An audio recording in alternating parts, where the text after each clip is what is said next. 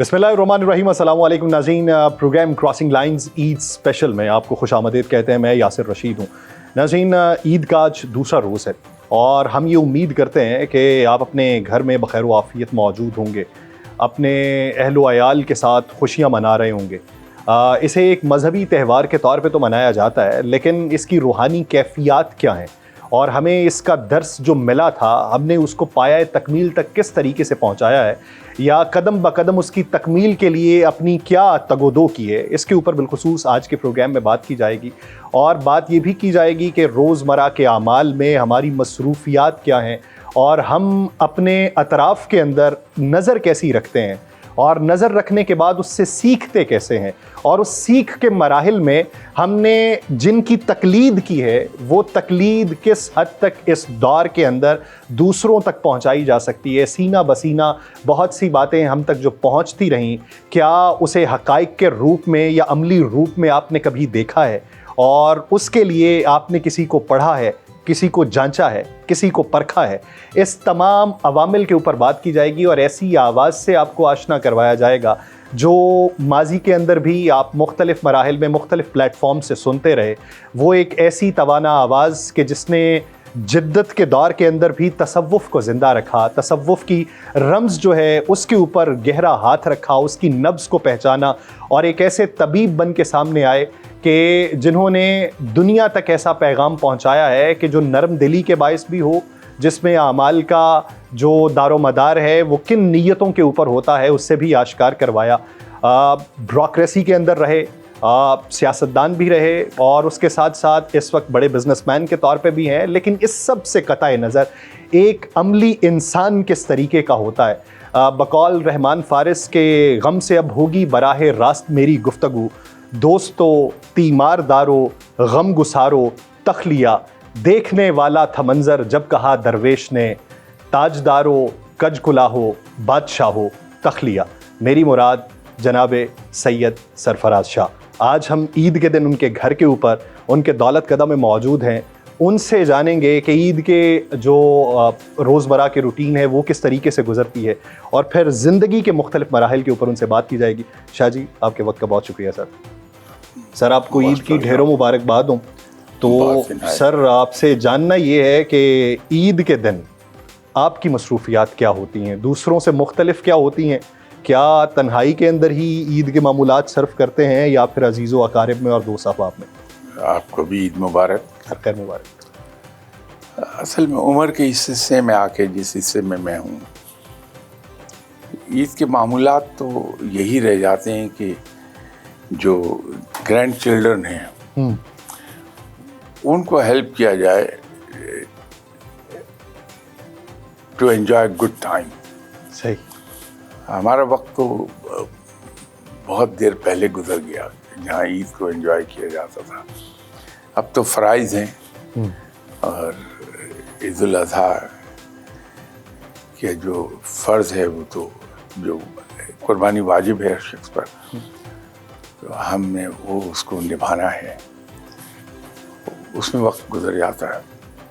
वो पहला हाफ जो है दिन का नमाज में और कुर्बानी में गुजर गया, दूसरा रिश्तेदारों को वेलकम करने में गुजर जाता है।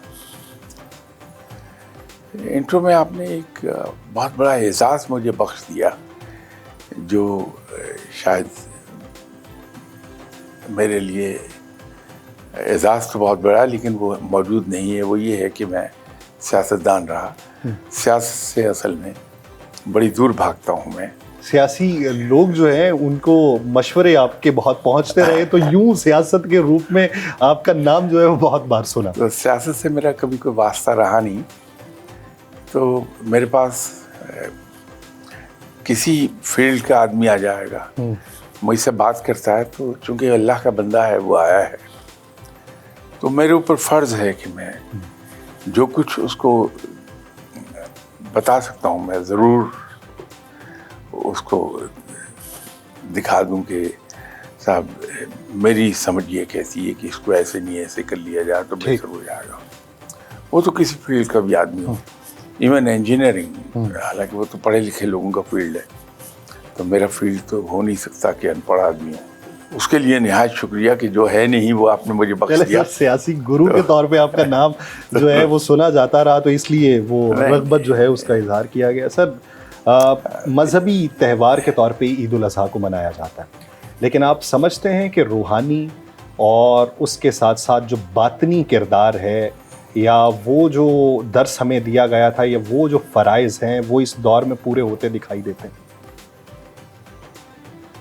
اصل میں روحانیت سے بھرپور ہے یہ قربانی. اس کا تعلق ہی براہ راست روحانیت سے ہے، کیونکہ روحانیت میں انسان رب کے حضور ٹوٹل سبمیشن میں جاتا ہے. ہمارے یہاں ایک لفظ بڑا مروج ہے، توکل. اب توکل کے بارے میں تصوف میں یہ کہا جاتا ہے کہ یہ 3 گھاٹیاں ہیں. ایک گھاٹی ہے توکل کی، دوسری گھاٹی ہے تسلیم کی، اور تیسری ہے تفویض کی. جناب حضرت ابراہیم علیہ السلام تسلیم کے مقام پر فائز تھے. صحیح. اور جو خواب آیا، چونکہ پیغمبروں کے، نبیوں کے، رسولوں کے پیغام خواب سچے ہوتے ہیں، تو اس خواب کی جو آپ نے تعمیل کرنا چاہی، جو کچھ خواب میں دکھایا گیا تھا، تو یہ تسلیم کا مقام تھا کہ بیٹے جیسی عزیز چیز وہ بھی اللہ کی راہ میں قربان کر دی جائے. اور رب تعالیٰ نے اس قربانی کو قبول فرمایا اور بیٹے کی جگہ وہاں دمبا آ گیا. یہ روحانیت کی ایک کیفیت ہے. جب ہم قربانی کو سنت ابراہیمی کے طور پہ لیتے ہیں تو ایک تو یہ ہے کہ ہم نے اس کو سنت ابراہیمی سمجھا اور قربانی کر ڈالی، اس کے بعد بھول گئے. ٹھیک. ایک یہ ہے کہ اس قربانی کے پیچھے چھپی ہوئی روح جو ہے، جو میں نے کہا کہ تسلیم کا مقام، اس روح کو حاصل کیا جائے. اگر ہم یہ دیکھتے ہیں کہ یہ انسان بہت اچھا ہے، اب اس سلسلے میں میری 2 رویے ہوں گے. ایک تو یہ ہے کہ میں کہہ دوں گا کہ یہ صاحب بہت اچھے ہیں، اور اس کے بعد بھول گیا میں. ٹھیک. ان کی تعریف کر دی اگر کھلے دل کا ہوں. لیکن جو سب سے زیادہ قابل تعریف بات یہ ہے کہ جب میں نے یہ سمجھا کہ یہ صاحب بہت اچھے ہیں، ان کی تعریف کی میں نے کہ بہت اچھے ہیں، تو خود ان جیسا بننے کی کوشش کرنے لگوں. ٹھیک. یعنی تقلید کرنے لگوں. اس کو تقلید کہہ لیجیے. ٹھیک. تو جب ہم سنت ابراہیمی کو فالو کرتے ہیں تو ہمارے پاس جو سامنے آبجیکٹیو آتا وہ آبجیکٹیو یہ ہے کہ ہم اللہ کے حضور تسلیم کی کیفیت میں چلے جائیں، اور وہ ٹوٹل سبمیشن کی ہے کہ ہم ان ایبسولوٹ سرنڈر چلے جائیں کہ نہ کوئی میری مرضی رہ جائے، نہ میری کوئی خواہش رہ جائے، نہ میرے کوئی ارادے ہوں زندگی کے.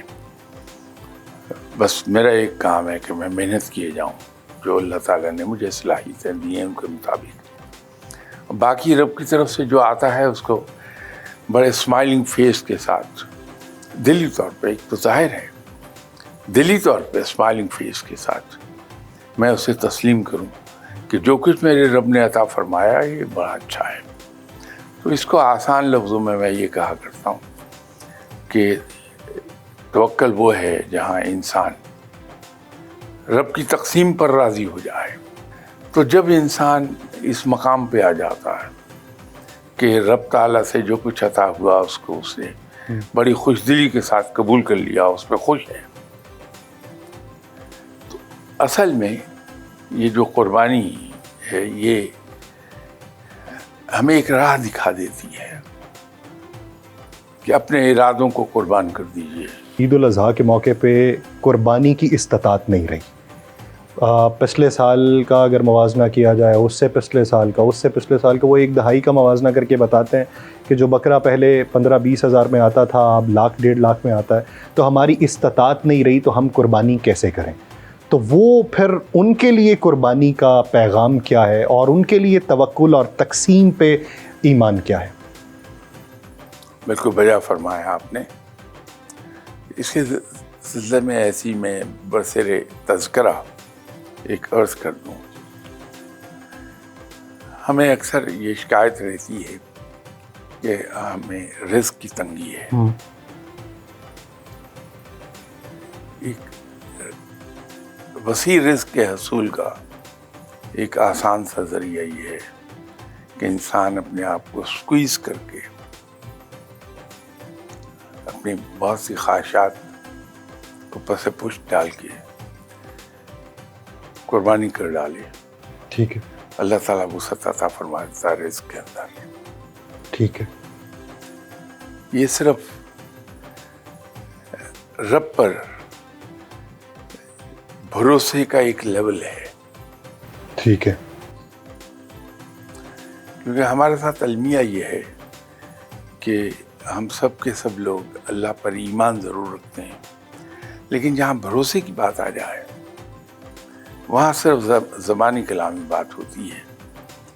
عقل اور اپنے سمجھداری اور اپنے کانٹیکس پر بھروسہ زیادہ ہوتا ہے.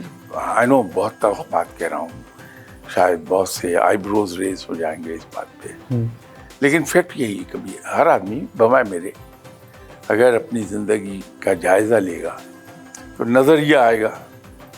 زیادہ دور نہ جائیے، نماز کے بعد ہم دعا مانگتے ہیں رب تعالیٰ سے، اس دعا کو ایگزامن کر لیجئے آپ. بہت سارے لوگ صرف معمول کی حد تک مانگتے ہیں اسے کہ نماز کے بعد سب مانگتے ہیں تو ہمیں بھی مانگ لینا چاہیے. آپ اس کو انالائز کر لیجئے جو دعا کر رہا ہے بندہ. میں رب تعالیٰ سے کہہ رہا ہوں کہ یا باری تعالیٰ تو بڑا مہربان ہے، تو میرا پالن ہار ہے، مجھے لک آفٹر کرتا ہے. آئی نو کہ تو میری بہتری چاہتا. ساتھ ہی اس کو میں سجیسٹ کر رہا ہوں گا یا اللہ تو مجھے شیخ اوپرا ٹرانسفر کر دے. ٹھیک. یہ کبھی نہیں ہوگا کہ اللہ تم مجھے وہاں ٹرانسفر کر دے جہاں میرے حق میں بہترین ہے. وہ جو چیز ہے کہ مجھے وہاں ٹرانسفر کر دے جو میرے حق میں بہترین ہے، وہ میرا بھروسہ ظاہر کرے گا رب پر. ٹھیک. لیکن میں سجیسشن ضرور دوں گا. تو وہاں سے ہمیں نکلنا پڑتا ہے کہ یہ سوچ کے کہ بکرا اتنے کا آئے گا، میرے پاس اتنے پیسے ہیں، یہ اور جگہوں پہ کام آ جائیں گے ضرورت کے. تو اگر کہیں انسان نے یہ سوچ لیا کہ جہاں اور بہت سی چیزیں میں کسی نہ کسی سے پوری کرتا ہوں وہ بھی پوری ہو جائیں گی، میں قربانی کر دیتا ہوں، تو رب تعالیٰ اسی کے طفیل رزق ایک دم کشادہ کر دیتا ہے. سر میرا ایک عامیانہ سا سوال ہے. جیسے آپ نے کہا بات اچھی ہے کہ رب کے اوپر چھوڑا جائے اور رب سے ہی بہتری مانگی جائے، لیکن ہمارے ہاں انسانی اعتبار سے دیکھا جائے کہ جس چیز کی چاہ آپ اپنے دل میں لیتے ہیں اس کے لیے تگ و دو آپ زیادہ بہتر کرتے ہیں. اب جیسے میں فرض کریں آپ ہی کا جملہ کہ مجھے شیخو پورا ٹرانسفر کر دیا جائے، میرے ذہن میں شیخو پورا ہے، یعنی کوئی چیز لینی ہے میں نے کھانے کو، تو میں کھانے کو کوئی چیز لے رہا ہوں تو اس میں ایک آئٹم مجھے پسند ہے، ایک کاروبار شروع کرنا ہوں تو کسی ایک طرف میری توجہ ہے. تو جب میں خدا کے اوپر چھوڑ دوں گا تو میرے ذہن میں توجہ نہیں ہے کسی ایک نقطے کی جانب، تو پھر میرے لیے ہیلا کیا ہوگا؟ آپ نے شاید غور نہیں فرمایا، شروع میں ایک بات میں نے کی تھی کہ میں کوشش اور محنت کروں گا جو مجھ پر فرض ہے. ٹھیک. اب اس میں سوال یہ ہے کہ آپ اپنی زندگی کو دیکھ لیجئے، کوئی صاحب اپنی زندگی کو دیکھ لے، میں اپنی زندگی کو دیکھ لیتا ہوں کہ جس چیز کی بہت زیادہ ہم نے خواہش کی اور جس کے لیے ہم نے بہت ایفرٹ کی، وہ اکثر معاملات میں ملا نہیں. تو یہ بہتر نہیں ہے کہ میں خواہش کو ایک شدت سے زیادہ نہ پالوں. ٹھیک.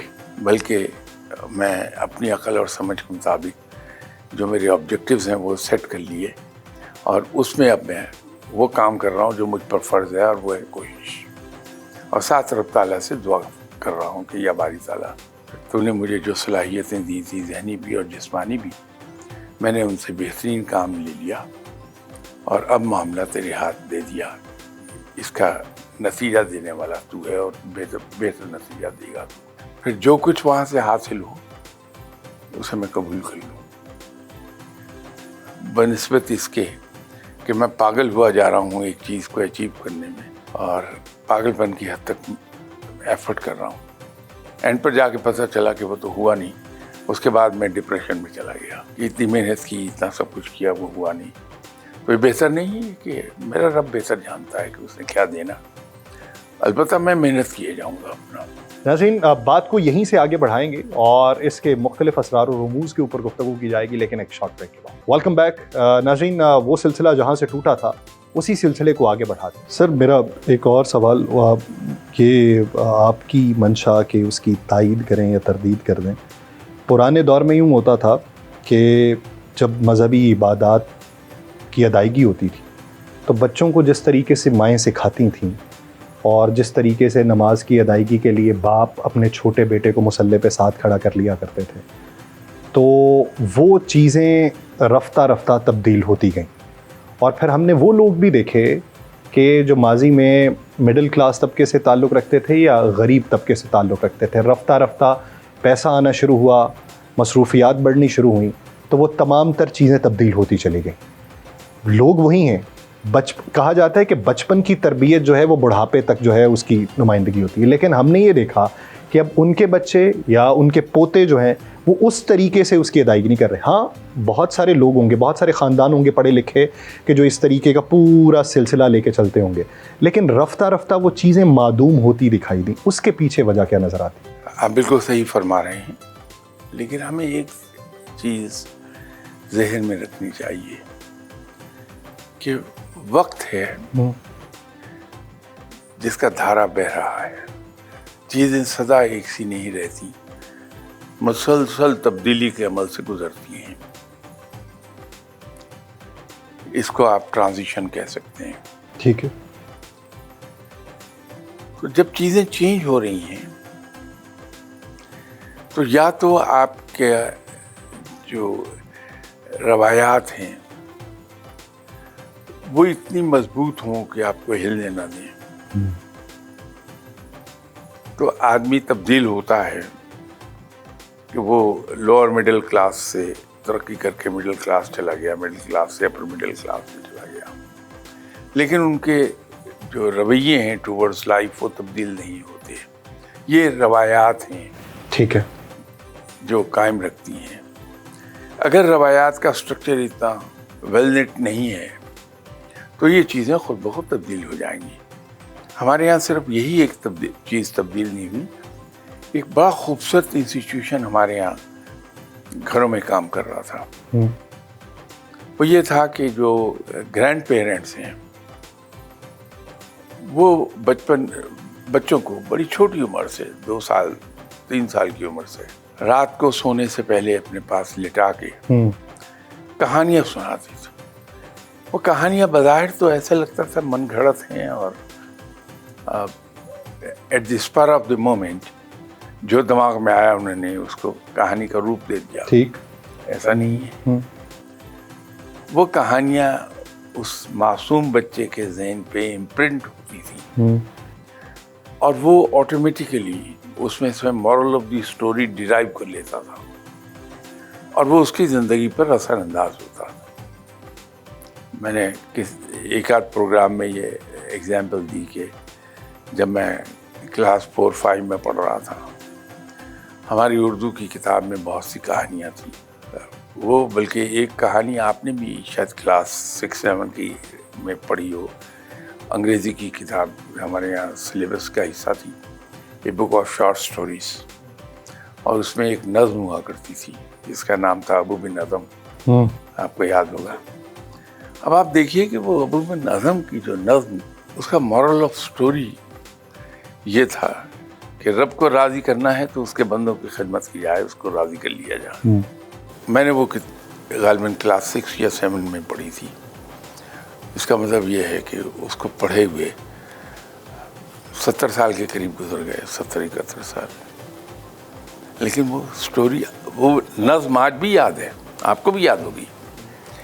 اسی طرح جو کلاس 4-5 کی اسٹینڈرڈ میں ہم نے اردو کی کتاب میں کہانیاں پڑھی تھیں، بڑی غضب کی ایک کہانی تھی جس نے ایسا اثر کیا کہ آج تک میرے دل پر اس کا اثر باقی ہے، کہ مکان ایک بن رہا تھا تو اپر سٹوری کی کنسٹرکشن ہو رہی تھی ان کی۔ اس زمانے میں اسکیپ فولڈنگ یہ اسٹیل پائپ کی نہیں ہوتی تھی بلکہ بانسوں کی اسکیپ فولڈنگ باندھی جاتی تھی اور اس پر تختے رکھے جاتے تھے جس کو پنجابی میں پھٹے کہتے ہیں۔ جی۔ تو جب وہ 3ری-4تھی منزل پہ، یہ گارڈر سسٹم سے بھی پہلے کی بات؟ ہاں جی، یہ اسکیپ فولڈنگ جو پائپ کی تو ابھی رائج ہوئی 20-25 سال پہلے۔ اس وقت یہ بانس، اور اس پر چڑھنے کے لیے بانس ہی کی سیڑھی جو رستی رہتی تھی۔ تو وہ ایک کہانی تھی کہ اس طرح سے 3ری-4تھی منزل پہ کام ہو رہا تھا، سڈنلی اسکیپ فولڈنگ ٹوٹ گئی۔ اچھا۔ اور اس پر جو لوگ بیٹھے تھے ان میں سے اکثریت نیچے گر گئی۔ 2 آدمیوں نے قریبی بانس کو پکڑ لیا۔ اب ان میں ایک جوان آدمی تھا اور ایک بوڑھا آدمی تھا۔ اب وہ بانس جھکتا جا رہا ہے ان کے بوجھ سے، بہت سے اندیشہ یہ ہے کہ کچھ لمحے میں بانس ٹوٹ جائے گا۔ بوڑھے آدمی نے نوجوان سے کہا کہ دیکھو ابھی تم نوجوان ہو، تم نے زندگی کا ایک بڑا حصہ بھی دیکھنا ہے، میں زندگی گزار چکا تو میں چھوڑ دیتا ہوں تاکہ تم بچ جاؤ۔ نوجوان نے کہا نہیں، آپ کی ذمہ داریاں بہت ہیں، میں تو اکیلا ہوں، میں چھوڑ دیتا ہوں، میرے اکیلے کے مرنے سے کچھ نہیں ہوگا۔ اب یہ بحث کر رہے ہیں، بانس جھکے جا رہا، تو سڈنلی ان بزرگوار نے بانس چھوڑ دیا اور نتیجہ ہوا کہ بانس ایک دم سیدھا ہو گیا، تو یہ نوجوان بچ گیا۔ اب یہ جو قربانی کا جذبہ تھا، یہ بچے کے ذہن پہ انسٹل ہو جاتا ہے کہ مجھے زندگی بھر لوگوں کے لیے قربانی کرنی ہے۔ تو یہ انسٹیٹیوشن تھا، گھروں میں گرینڈ پیرنٹس بچوں کو کہانیاں سناتے تھے، اس سے ان کی تربیت ہوتی تھی۔ دوسرا، آپ نے خود ہی فرمایا کہ ماں باپ بھی نماز کے وقت بچے کو پاس کھڑا کر لیتے تھے، عید کی نماز کے لیے جائیں گے اپنے ساتھ لے جائیں گے، جمعے کی نماز پر ساتھ لے جائیں گے، وہ ٹریننگ ہوتی رہتی تھی۔ لیکن زندگی جب تیز رفتار ہو گئی اور مصروفیات بہت بڑھ گئی تو انسان غیر محسوس طریقے پر ان چیزوں سے ہٹتا چلا گیا اور بچوں کو اس نے چھوڑ دیا یا اسکول کے ذمے کہ اسکول میں تربیت ہو جائے گی اس کی، یا پھر انٹرنیٹ کے اوپر۔ نتیجہ یہ ہے کہ بچوں کا حال اب یہ ہو گیا کہ جیسے بغیر پتوار کے کشتی ہوتی ہے، جی، جھولتی چلی جا رہی ہے اور لہروں پر بہتی ہے، جدھر کو لہریں لے جائیں۔ سر میرا سوال ہے، ویسے تو تصوف میں ایک بات کہی جاتی ہے کہ فقیر جو کچھ نہ ہونے کے باوجود ہر وقت بڑا خوش نظر آتا، بڑا مطمئن نظر آتا، حالانکہ کھانے کو پوری روٹی نہیں ہے، پہننے کو پورا کپڑا نہیں ہے، رہنے کو پوری چھت نہیں ہے، لیکن پھر بھی وہ بڑا خوش اور بڑا کہ فقیر ایک کام کرتا، کبھی لہروں سے لڑتا نہیں ہے، لہروں کو اپوزٹ نہیں تیرتا، وہ لہروں کے ساتھ تیرتا اور آہستہ آہستہ ڈرفٹ کرتا جاتا اپنی منزل کی طرف، کنارے کی طرف۔ نتیجہ یہ ہے کہ وہ بغیر تھکے بغیر ڈوبے کنارے پہ جا پہنچتا ہے۔ لیکن کشتی کے معاملے میں یہ درست نہیں ہے، اگر کشتی لہروں پر چھوڑ دی جائے گی تو پھر لامحالہ کسی بھنور میں پھنس کے ڈوبے گی۔ تو بچوں کو جو ہم نے چھوڑ دیا ایسے، تو اس سے آپ کو تھوڑی بے چینی ہو رہی ہے۔ صرف آپ ہی نہیں ہیں، ہر صاحب دل انسان بے چین ہوتا ہے۔ لیکن جیسے میں نے شروع میں عرض کیا تھا، وقت ہے جو بہہ رہا ہے، گزر رہا ہے، اور چیزیں کبھی ایک جگہ پہ اسٹیٹک نہیں رہتی، انہیں تبدیل ہونا ہے۔ تو یہ فیز بھی ہمارا گزر جائے گا، پھر ہم تربیت کی طرف چلے جائیں گے انشاءاللہ تعالی۔ لیکن سر آپ کہتے ہیں کہ زندگی تیز ہو گئی، یا آپ کہہ لیں کہ جدت آ گئی، تو کیا سر جدت صرف اسی دور میں ہے؟ کیونکہ اگر آپ ہڑپا کے آثار دیکھیں، موہنجو داڑو کے دیکھیں، اہرام مصر کو دیکھیں، ابھی تک تو ان کی پرتیں نہیں کھولی جا سکیں۔ کہ اب سے ہزاروں سال پہلے کی جو تہذیبیں ہیں کس طریقے سے گلیاں بنائی جاتی رہیں، کس طریقے سے نکاسی آب ہوتا رہا، کس طریقے سے وہ وینٹیلیشن سسٹم جو ابھی تک اس جدت پسند دور کے اندر بھی آپ نہیں اپنا سکتے کہ ایک کمرے سے 20ویں کمرے تک ہوا جو ہے بغیر کسی پنکھے کے چلی جاتی رہے. تو سر وہ بھی دور تو تھا جو معدوم ہوا، کسی کو معلوم نہیں کیا. ایسا دور آگے آئے گا جنہیں یہ معلوم نہیں کہ ہمارے ساتھ کیا بیتی. تو کیا اس کو تیزی کہیں گے یا اس کو یہ کہیں گے کہ معنویت سے ابھی تک ہمارا جو ذہن ہے وہ آشکار نہیں ہو سکا؟ تصوف میں ایک بات کہی جاتی ہے کہ رب تعالیٰ نے انسانوں کو 81,11,111 ٹائپس آف علوم دیے. ٹھیک. لیکن انسان باوجود اپنی تمام تر قابلیت اور ذہانت کے ابھی تک 36,000 ٹائپس آف نالج جو ہے اس کو وہ ایکسپلور کر پایا. جن تہذیبوں کا آپ نے حوالہ دیا ان سے بھی پرانی ایک تہذیب ڈسکور ہوئی مصر میں. وہ اس دور میں بھی میزائلز اور لیپ ٹاپ اور ڈیسک ٹاپ ان چیزوں کو استعمال کرتے تھے، اس کے آثار ملے ہیں. ان کے بارے میں تصوف میں یہ بات کہی جاتی کہ وہ 56,000 علوم کے جاننے والے ہو گئے تھے. ٹھیک. اللہ تعالیٰ کا ایک نظام ہے جس میں ہر چیز کا ایک سائیکل ہے، لائف سائیکل. جیسے انسان کا ایک لائف سائیکل ہے، ہر پروڈکٹ کا بھی لائف سائیکل ہے. ہم مارکیٹنگ میں یہ پڑھتے ہیں کہ ہر پروڈکٹ کا ایک لائف سائیکل ہے. پیشتے اس کے کہ کسی کمپنی کی ایک پروڈکٹ کا لائف سائیکل ختم ہو، ہمیں چاہیے کہ ہم ایک نیو لیز آف لائف اس پروڈکٹ کو دے دیں. ٹھیک. تو اسی طرح قوموں کے ساتھ بھی ہے کہ ایک سرٹن لیول تک ترقی کرتی جاتی ہیں، اس کے بعد جا کے وہ بیٹھتی ہیں اور پھر وہ معدوم ہو جاتی ہیں. یہ ترقی جس کو ہم ترقی کہہ رہے ہیں اس کا تعلق ان چیزوں سے نہیں ہے. ٹھیک. ان چیزوں کا جو تعلق ہے وہ اس بات سے ہے کہ میں اپنی زندگی کو ایک خاص سٹینڈرڈ آف لیونگ تک اٹھانے کے قصے میں ہوں اور اس نے مجھے مصروف بے تحاشا کر دیا ہے. تو اس مصروفیت نے مجھے یہ سب چیزیں بھلا دی ہیں جو اچھی تھیں، جو مختلف انسٹیٹیوشنس کی صورت میں فیملیز کے اندر کام کرتی تھیں. وہ چیزیں مجھے بھول گئی ہیں اور میں نے بچوں کو جیسے پہلے عرض کیا کہ 2 ہی چیزوں پر چھوڑ دیا، یا اسکول کے ذمہ دے دیا یا انٹرنیٹ کے ذمہ دے دیا ہے. لیکن یہ ہمیں یاد رکھنا چاہیے کہ انسانی برین کی ایوولوشن ہر وقت جاری رہتی ہے، اس کا ارتقاء ہوتا رہتا. اور بہت سی جگہوں پر آپ دیکھیے ایک شور بڑی شدت سے اٹھا تھا کچھ سال پہلے اور لوگوں نے اس پہ عمل بھی کیا کہ بچے کو ٹائم دیا جانا چاہیے، بچے کے کاموں میں دلچسپی لی جانی چاہیے. ہمارے یہاں بھی جو سمجھدار ماں باپ ہیں وہ وقت بھی دیتے ہیں بچے کو اور اس کے کاموں میں دلچسپی کا اظہار بھی کرتے ہیں. وہ بچے کو صحیح ٹریک پہ رکھتا ہے. لیکن اس کے لیے جو جیسے میں نے عرض کیا کہ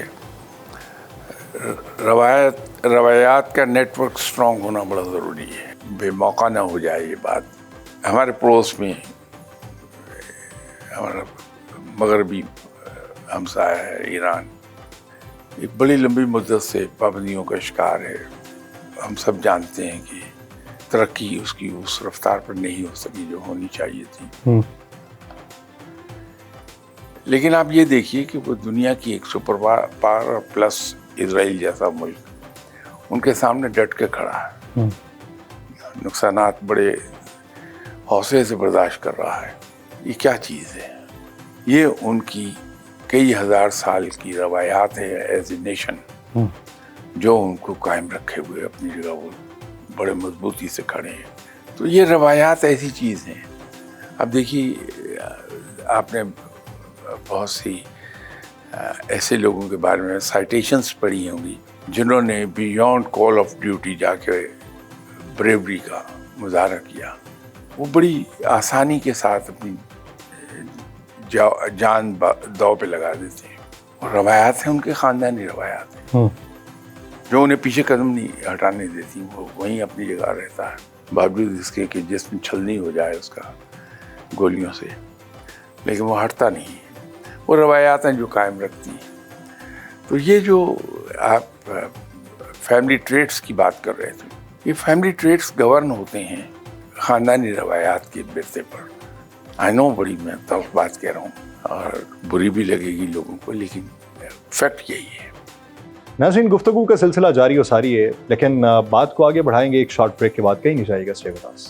ویلکم بیک. ناظرین، گفتگو کو آگے بڑھاتے ہیں. میرا سوال سر یہ ہے کہ پاکستان میں ہمارے آباء و اجداد نے نیزے کی انیوں کے اوپر جس طریقے سے سر چڑھتے ہوئے دیکھے، جس طریقے سے بدن کٹے ہوئے لوگ یہاں تک پہنچے کہ کسی کا ہاتھ نہیں، کسی کا بازو نہیں، کسی کی ٹانگ نہیں، اور پھر بھی وہ یہ نعرے لگاتے رہے کہ اے وطن ہم سے لے لے تو جو لینا چاہے، یہ سر ہے یہ دھڑ ہے تو جو لینا چاہے، یہ بازو یہ تیشہ تو جو لینا چاہے، یہ مٹی یہ گیہوں تو جو لینا چاہے، فقط اس کے بدلے تو خود کو بچا لے، وطن اپنے باہر فصیلیں بنا لے، فصیلوں کی بنیاد ہم پہ اٹھا لے، ہم وطن کو بچاتے ہوئے جان دے دیں، ہم وطن کو سجاتے ہوئے جان دے دیں.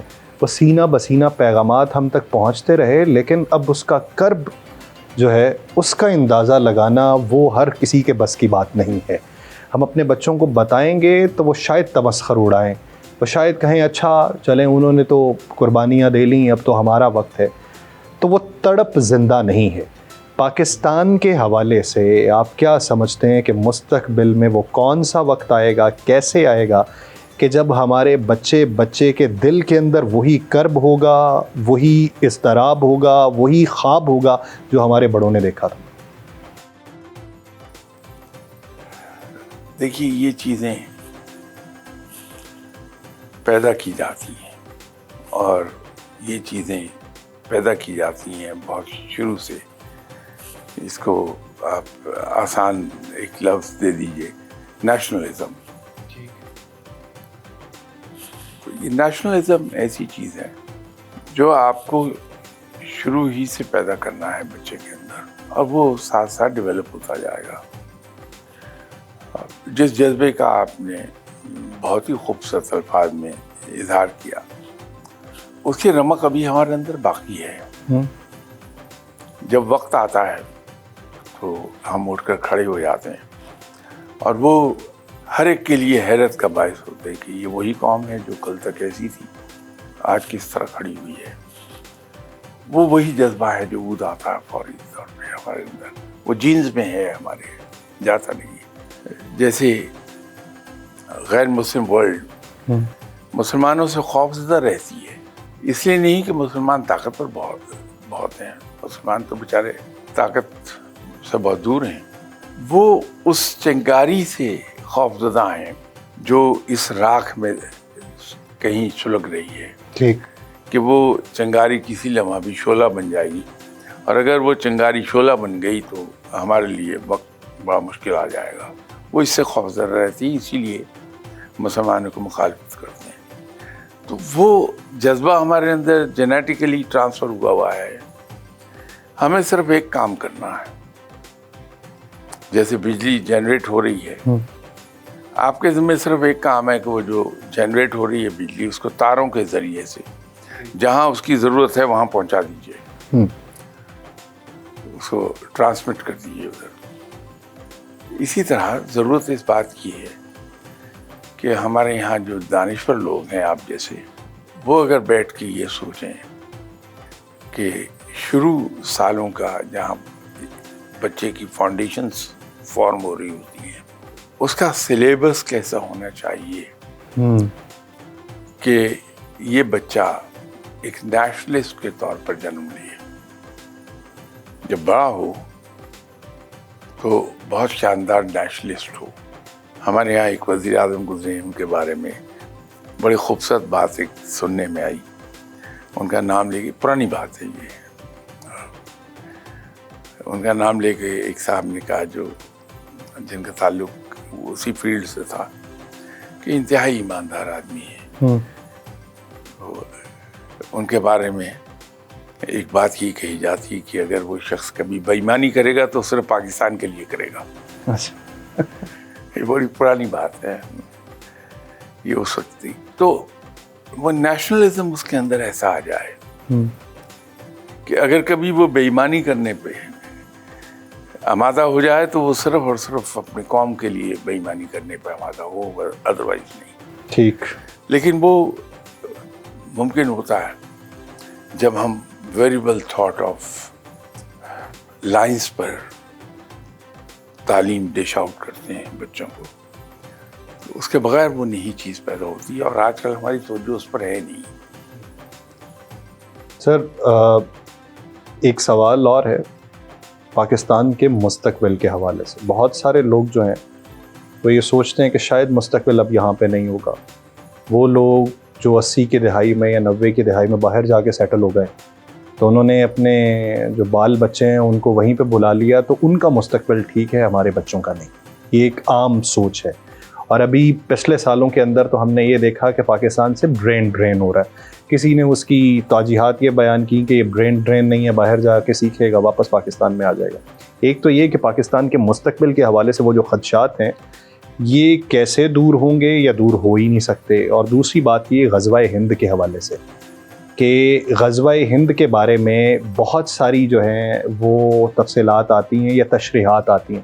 کچھ کہتے ہیں کہ تب کا ہو چکا جب محمد بن قاسم اس خطے میں آئے تھے، کچھ لوگ یہ کہتے ہیں کہ نہیں ابھی ہوگا. تو ایک ذرا اس کی بھی وضاحت کریں. ایک بات میں بڑے تسلسل سے کہہ رہا تھا کہ کچھ عرصے کی بات ہے پاکستان اپنے عروج کو جائے گا. اس کی ایک سائڈ تو لوگوں نے دیکھی کہ بہت ان ایکسپیکٹڈلی پاکستان کو عزت بے تحاشا ملی، اوور نائٹ چینج آئی ہے. یہ اسی کا ایک حصہ ہے. ٹھیک. مئی میں ایک واقعہ ہوا، اس سے اللہ نے بے تحاشا عزت دی.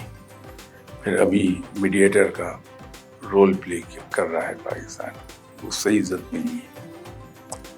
انشاءاللہ یہ عزت اور بڑھے گی.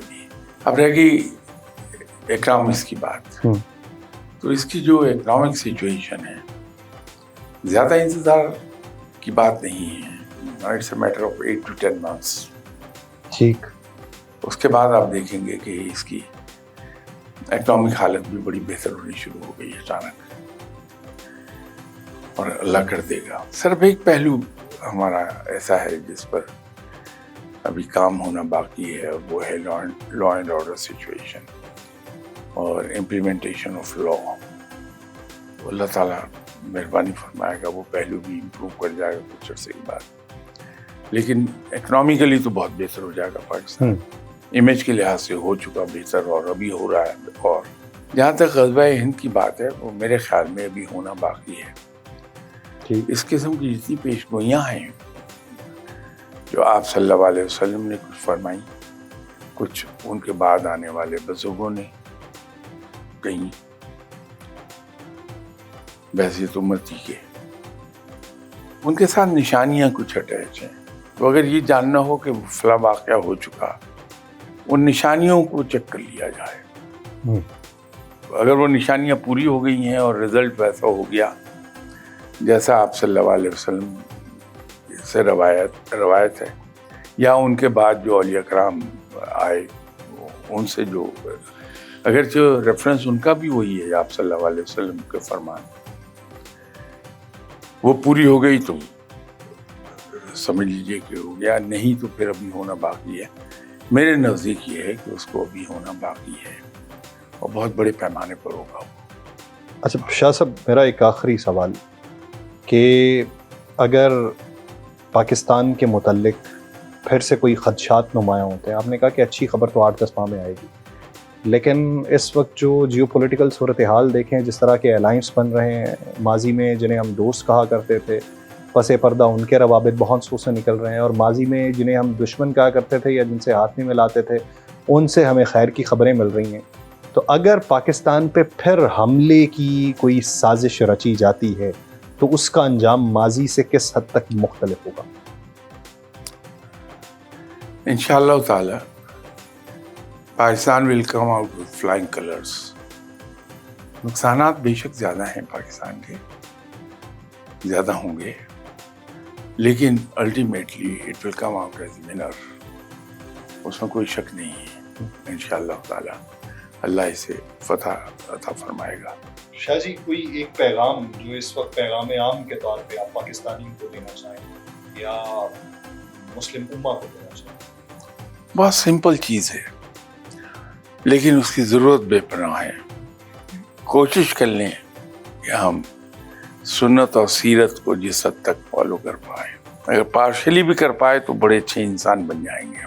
شاہ جی بہت شکریہ آپ کے وقت کا. ناظرین پروگرام کا وقت ختم ہوا جاتا ہے، اس امید کے ساتھ کہ آپ اپنے گھروں میں بخیر و عافیت رہیں. آپ سے ملاقات ہوگی اگلے پروگرام میں. اپنا بہت سا خیال رکھیے گا. اللہ نگہبان.